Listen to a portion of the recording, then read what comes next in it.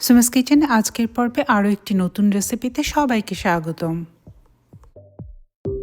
প্রথমে আমি একটি পাতিল চুলায় বসিয়ে এর মধ্যে দিচ্ছি 2 টেবিল চামচ চিনি, সাথে দিচ্ছি 1 টেবিল চামচ পানি।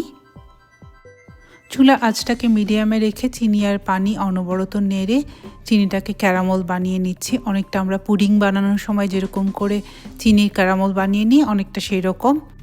আর এই চিনির ক্যারামেলটা বানাবার সময় একটু খেয়াল করে বানাতে হবে যাতে চিনিটা খুব বেশি পুড়ে না যায়। চিনিটা খুব বেশি পুড়ে গেলে এর মধ্যে যখন আমি দুধটা অ্যাড করব তখন দুধটা খেতে অনেকটা তেতো লাগবে। আশা করছি আপনি রঙটা দেখে বুঝতে পারছেন ক্যারামেলের রঙটা কেমন হবে। এবারে চুলার আঁচটাকে একদম লোতে নিয়ে এসে এর মধ্যে আমি 5 কাপ দুধ দিয়ে দিচ্ছি। ক্যারামেলের সাথে দুধ অ্যাড করবার সময় অবশ্যই চুলার আঁচটা কমিয়ে নেবেন, তা নইলে দুধটা পুরো ছিটে চারিদিক ছড়িয়ে যাবে। এবারে চুলার আঁচটাকে হাইতে নিয়ে এসে অনবরত নেড়ে দুধটাকে বলক তুলে নিচ্ছি। এই অবস্থাতে যখন আমি নাড়াচাড়া করছি নিচে একটু মনে হচ্ছে আটকে যাচ্ছে, এটা আসলে দুধটা আটকে যাচ্ছে না, নিচে যে ক্যারামেলটা রয়েছে সেটা ঠান্ডা দুধ দেবার কারণে কিছুটা জমে আসছে, সেই জন্য। দুধের মধ্যে ভালোভাবে বলক চলে এলে এর মধ্যে আমি দিচ্ছি 1/2 কাপ চিনি। চিনিটা সম্পূর্ণ আপনি আপনার স্বাদ অনুযায়ী ব্যবহার করবেন। আমার চ্যানেলে এরকম অসংখ্য রেসিপি রয়েছে। আমার চ্যানেলের রেসিপিগুলো ভালো লাগলে প্লিজ আমার চ্যানেলটিকে লাইক, শেয়ার এবং সাবস্ক্রাইব করবেন। আর রেসিপি নিয়ে কোনো প্রশ্ন থাকলে অবশ্যই কমেন্ট করে জানাবেন। চুলার আঁচটাকে মিডিয়াম লোতে রেখে দুধটা অনবরত নেড়ে প্রায় 25 মিনিটের মতো জাল দিয়ে নিচ্ছি। আরও ঘন করতে চাইলে আপনি এই দুধের সাথে 1/4 কাপ পরিমাণে গুঁড়ো দুধ অ্যাড করে দিতে পারেন। আমি এখানে আর গুঁড়ো দুধ অ্যাড করছি না। এই অবস্থাতে চুলা থেকে নামিয়ে নিচ্ছি দুধের পাতিলটা এবং অপেক্ষা করছি দুধটা কিছুটা ঠান্ডা হয়ে যাওয়া পর্যন্ত। একটি বাটির মধ্যে আমি নিচ্ছি 2 টেবিল চামচ টক দই। আপনি যদি মিষ্টি দই ব্যবহার করেন তাহলে সেই ক্ষেত্রে পরিমাণটা কিছুটা বেশি লাগবে। এবারে টক দইটাকে খুব ভালোভাবে মিশিয়ে নিচ্ছি।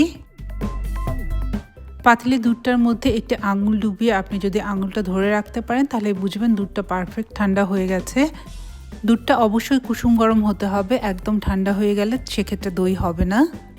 এই অবস্থাতে দুধটাকে ঢেলে আমি একটি মাটির পাতিলের মধ্যে দিয়ে দিচ্ছি। আপনি চাইলে স্টিলের বল অথবা যে কোনো কিছুর মধ্যেই দই বসাতে পারবেন, তবে মাটির পাতিলে আমাদের ট্রেডিশনাল দইটা হয়, সেই জন্য আমি মাটির পাতিলই ব্যবহার করছি।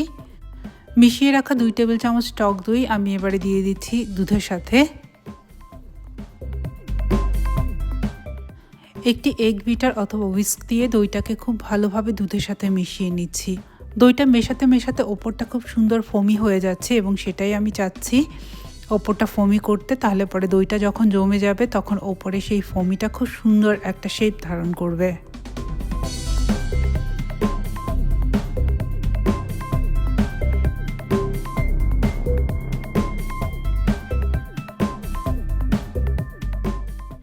এবারে দুধের পাতিলটাকে একটি ঢাকনা দিয়ে ঢেকে আলতো করে একটি তাওয়ালের ওপরে নিয়ে তাওয়াল দিয়ে খুব ভালোভাবে পেঁচিয়ে দিচ্ছি। আপনি চাইলে ব্ল্যাঙ্কেট, কাঁথা যে কোনো কিছুতেই পেঁচিয়ে দিতে পারেন।